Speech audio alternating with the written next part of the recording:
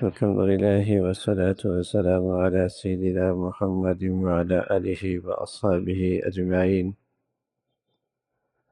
الحمد لله والصلاة والسلام على سيدنا محمد وعلى آله وأصحابه أجمعين.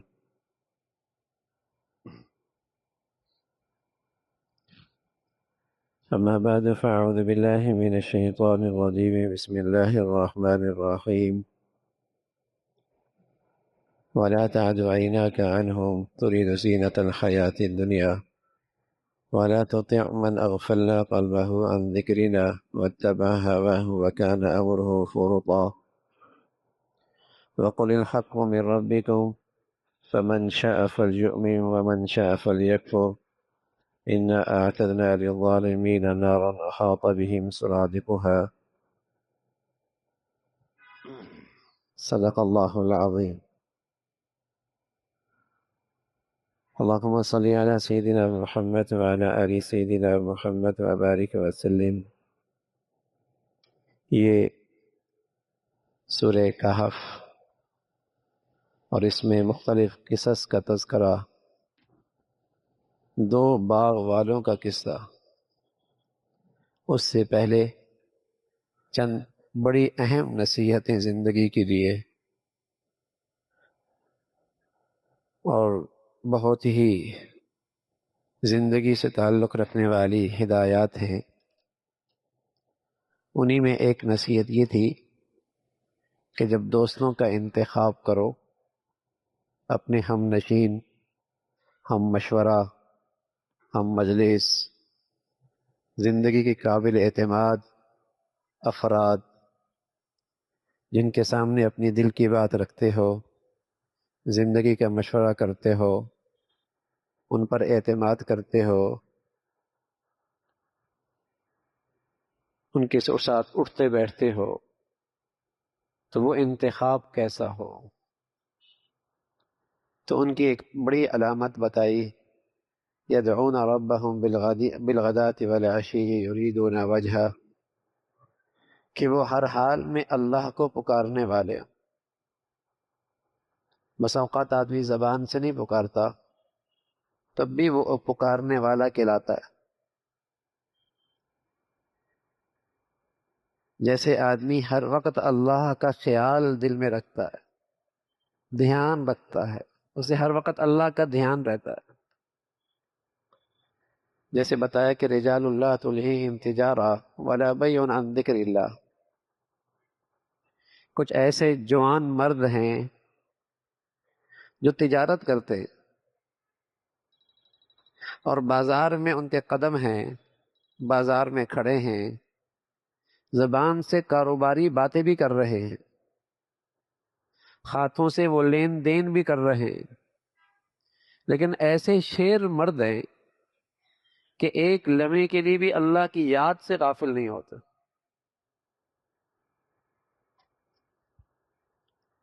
اب جو یہ اللہ کی یاد ہے اس تاجر کے پاس، وہ کون سی یاد ہے کہ وہ لین دین میں یہ خیال رکھ رہا ہے کہ اور کوئی نہیں دیکھ رہا، اللہ تو دیکھ رہا ہے.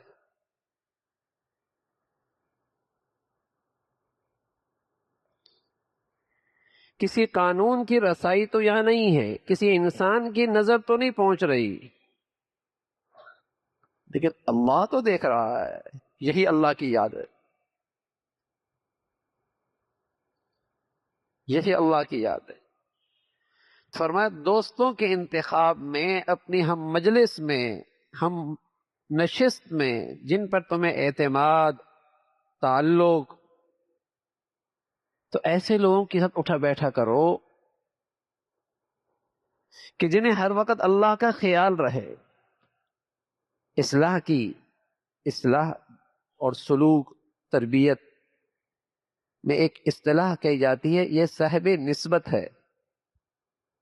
تو صاحب نسبت کا مطلب یہی ہے کہ اسے ہر وقت اللہ کا دھیان رہنے لگ جائے.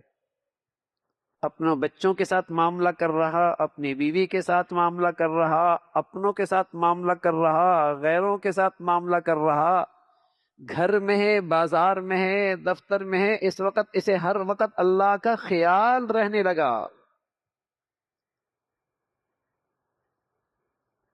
کہ میں یہ جو کچھ کر رہا ہوں ایک اللہ کی ذات دیکھ رہی ہے اور میں نے اسے راضی رکھنا ہے، میں نے اسے راضی رکھنا ہے۔ ایسے لوگ ہیں یہ تمہارے لیے، اگرچہ وہ مادی نقطۂ نظر سے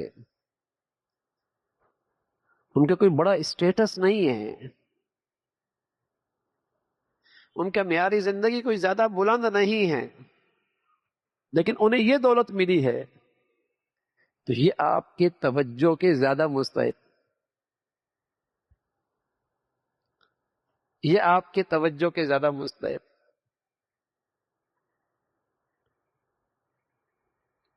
اور ساتھ ساتھ یہ بتایا کہ یہ تو رفقا کا انتخاب ہو گیا نا، ساتھیوں کا انتخاب ہو گیا۔ تعلق کی نوعیت کیسی ہو اس کی بھی وضاحت کر دی، تعلق کی نوعیت کیسی ہو۔ فرمایا وَلَا تَعْدُ عَيْنَاكَ عَنْهُمْ تُرِيدُ زِينَةَ الْحَيَاةِ الدُّنْيَا۔ عام طور پہ ہمارے ہاں ایک اصطلاح استعمال ہوتی ہے، معیار زندگی کی بلندی، زندگی کا معیار بلند کرنا ہے۔ بس اوقات لوگ اسے اپنا منشور بناتے ہیں اور پورے معاشرے میں یہ روح پھونکنا چاہتے ہیں کہ ہم زندگی کا معیار بلند کرنا چاہتے ہیں۔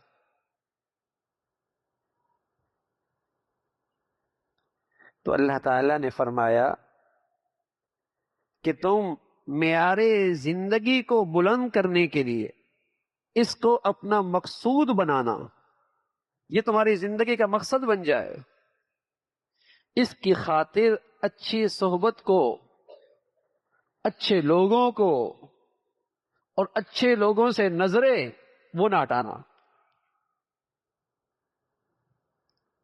یہ جو زینت کا لفظ ہے قرآن میں، اس کا مطلب یہی ہے کہ معیار زندگی مقصود بن جائے، معیار زندگی کی بلندی، اچھا معیار زندگی ہو، یہی زندگی کا مقصد ہو جائے۔ اسی کی خاطر تعلیم، اسی کے لیے اسفار، اسی کے لیے تقدو، یہی مقصد ہے کہ معیار زندگی بلند ہو۔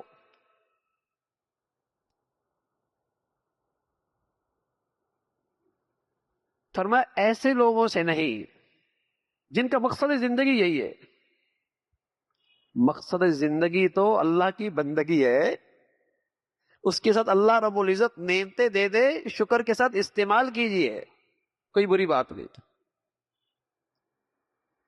لیکن زندگی کا مقصد ہی معیار زندگی، اعلیٰ معیار زندگی، فرمایا نہیں۔ ان کی نشانیاں بتائیں، ان کی نشانیاں کیا ہیں جن کا مقصد زندگی معیار کی بلندی ہو، معیار زندگی کی بلندی ان کا مقصد بن جائے۔ ان کی 3 نشانیاں بتائیں، ان کی 3 خصوصیات۔ پہلی خصوصیت یہ بتائی کہ ان کا دل ہماری یاد سے غافل رہتا ہے، انہیں ہماری پرواہ نہیں ہوتی، انہیں ہمارا لحاظ ہی نہیں ہوتا، انہیں ہماری یاد نصیب ہی نہیں ہے۔ یہ ان کی خصوصیت ہے، اور اللہ کا ان پر ایک عذاب بھی ہے دنیا میں، کیونکہ جب یہ دل اللہ کی یاد سے خالل ہوتا ہے تو پھر دنیا کی کوئی چیز اس دل کو چین نہیں دے سکتے۔ اس لیے اللہ کہتا ہے ہم نے انہیں غافل کر دی، یعنی سزا بھی ہم نے دی۔ جن کا زندگی کا مقصد ہی معیاری زندگی ہے، ان کی پہلی نشانی ہے کہ وہ اللہ کی یاد سے، اللہ کے خیال سے، اللہ کے دھیان سے، اللہ کے حکموں سے غافل رہتے۔ دوسری نشانی وَاتَّبَعَ هَوَاهُ، وَاتَّبَعَ هَوَاهُ، وہ خواہش پرست ہوتے، ہوا پرست ہوتے، خواہشات کی زندگی ان کا مقصد بنتی ہے، اسی کی پیروی کرتے۔ اور تیسری نشانی یہ ہے مکان امرہ فرطا، تیسری نشانی یہ ہے کہ ان کے کاموں میں میانہ روی نہیں ہوتا، عدل نہیں ہوتا، اعتدال نہیں ہوتا، توازن نہیں ہوتا، بلکہ وہ ہر چیز میں انتہا پہ جاتے ہیں، اسراف میں جاتے ہیں، اسراف میں جاتے ہیں، انتہا پہ جاتے ہیں۔ ان میں میانہ روی نہیں ہے، وہ اپنی ان خواہشات کو پورا کرنے میں انتہا پہ۔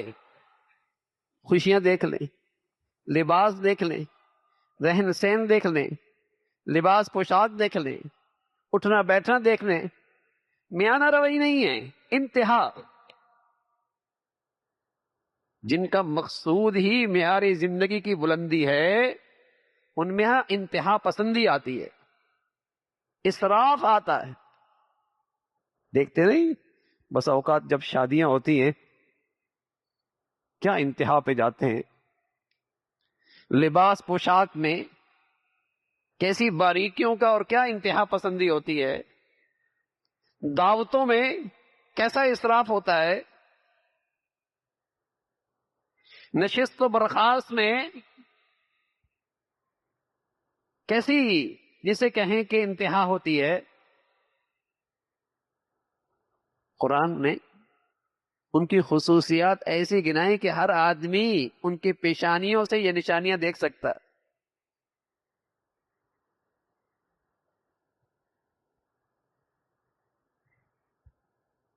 کہ ان کی جو 3 نشانیاں بتائی ہیں کہ وہ خواہش پرست ہوتے ہیں، اللہ کی یاد سے غافل ہوتے ہیں، اور ان کے کاموں میں میانہ روی نہیں ہے، کھیلنے پہ آئے تو کھیلتی رہ گئے، یہی مقصود بن گیا، لہو لعب ہی مقصد۔ لباس پوشاک میں آئے تو ایسا لگتا ہے ان کی زندگی کا مقصد ہی یہی ہے، بناؤ سنگھار میں نکلے ایسا لگتا ہے یہ پیدا ہی اس لیے ہوئے، تعمیرات کی طرف قدم اٹھایا ایسا لگتا ہے انہوں نے ہمیشہ یہی رہنا ہے۔ کیا کہتے ہیں؟ ایسا کسی کا نہ ہو، ایسا گھر کسی کا نہ ہو، ایسی نشست کسی کی نہ ہو، اس کی ایسی دعوت کسی کے نہ ہو، ایسے زیورات کسی کے نہ ہو۔ یہ انتہا، یہ اس دجالی تہذیب کی، یہ مادی تہذیب کی خصوصیات ہیں۔ یہاں انتہا ہے، یہاں اسراف ہے، یہاں کہیں رکنا نہیں ہے اس سے آگے۔ تو اللہ تعالی نے ایمان والوں سے کہا کہ تم ان کی پیروی نہ کرنا،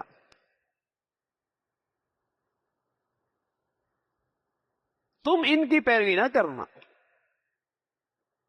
اہل ایمان کو یہ تلقین ہے کہ تم ان کے نقال نہ بیٹھنا، تم ان کی طرف نظریں اٹھا کے نہ دیکھنا، تم ان کی صحبت نہ اختیار کرنا، ورنہ رنگ آ جایا کرتا ہے، مزاج خراب ہو جاتا ہے، طبیعتیں بگڑنے لگ جاتی ہیں، صحبت کا اثر ہوتا ہے۔ آج کے بچوں کو اگر یہ چیزیں نہیں ملی تو وہ ڈپریشن میں چلے جائیں گے، وہ ڈپریس ہو جائیں گی، آپ کی بچیاں وہ مایوس ہو جائیں گی، وہ ہر وقت ماں باپ سے شکوے کریں گی، آپ نے تو ہمارے لیے کچھ کیا ہی نہیں۔ وہ گھروں میں پریشان رہنے لگیں گے، صحبت کا اثر ہوتا ہے۔ جب ایسے غافل لوگوں کے ساتھ تمہارے بچوں اور بچیوں کا اور تمہارا اٹھنا بیٹھنا ہوگا، تمہاری زندگی کا مزاج بھی بگڑنے لگے گا۔ اس لیے ایمان والوں کو نصیحت کی کہ تمہاری نشست و برخاست، تمہارا اٹھنا بیٹھنا، تمہارے ساتھ زندگی گزارنے والے ایسے لوگ ہوں جنہیں ہر وقت اللہ کی یاد نصیب ہو، بس تمہاری نظریں انہی پر ہوں، تمہارے دلوں میں تقدس، تمہارے دلوں میں عظمت، تمہارے دلوں میں احترام انہی لوگوں کا ہو۔ دولت کی بنیاد پر تمہارے دلوں میں تقدس نہ آئے، معیاری زندگی کی وجہ سے تمہارے دلوں میں لوگوں کا تقدس نہ آئے، وہ تو اللہ کی یاد سے غافل ہیں، وہ تو خواہش پرست ہیں، ان کے اندر تو میانہ روی نہیں ہے، وہ تو اعتدال سے ہٹے، وہ تو بیمار ہیں، توازن نہیں ہے نا ان کی زندگی میں۔ جیسے یہ 5 انگلیوں میں توازن ہے، لیکن ایک انگلی بے ڈنگی نکل جائے، اسے کہتے ہیں توازن نہیں۔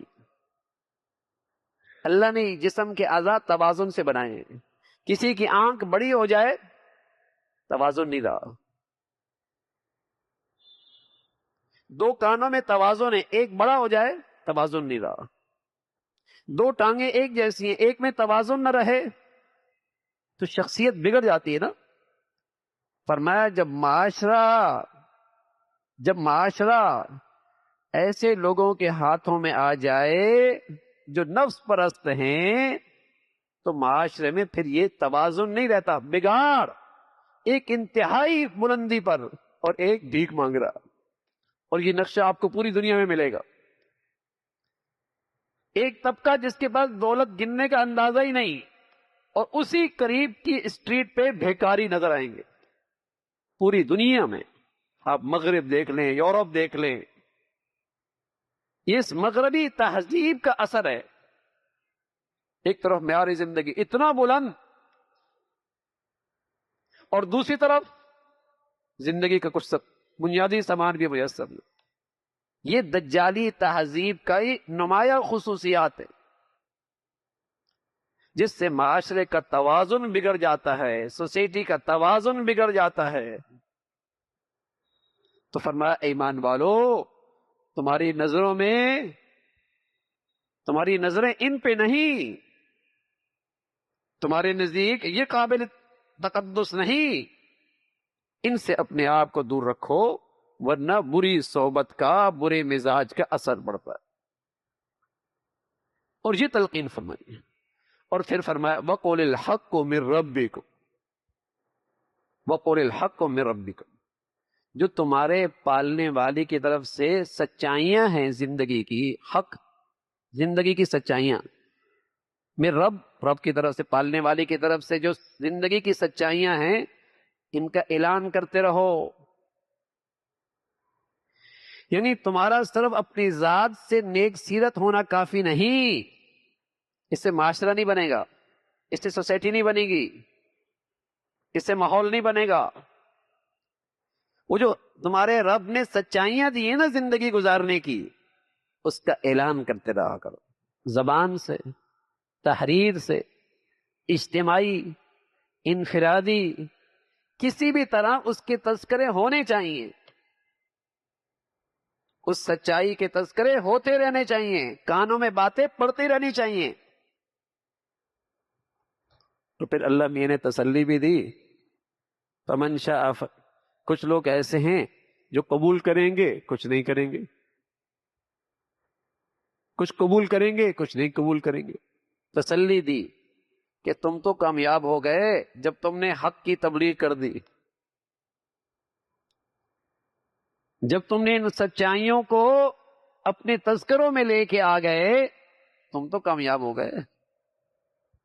اب سامنے والا قبول کرے نہ کرے، تم اپنے مقصد میں کامیاب ہو گئے، مایوس ہونے کی ضرورت نہیں ہے، مایوس ہونے کی ضرورت نہیں ہے، بس اس سچی زندگی کے تذکرے ہونے چاہیے۔ سلیم الفطرت لوگ اس کا اصل لیا کرتے ہیں، سلیم الفطرت طبیعتیں اسے قبول کیا کرتی ہیں۔ وَقُلِ الْحَقُّ مِن رَبِّكُمْ، تو تمہارے پالنے والے کی طرف سے جو زندگی کی سچائیاں ہیں، حق ہیں، اس کا اعلان کرو، اس کے تذکرے کرو،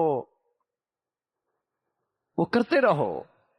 کچھ قبول کریں گے، کچھ قبول نہیں کریں گے، لیکن آپ اپنے مقصد میں، آپ اللہ کے حکم میں کامیاب ہو گئے، یہی مقصود ہے۔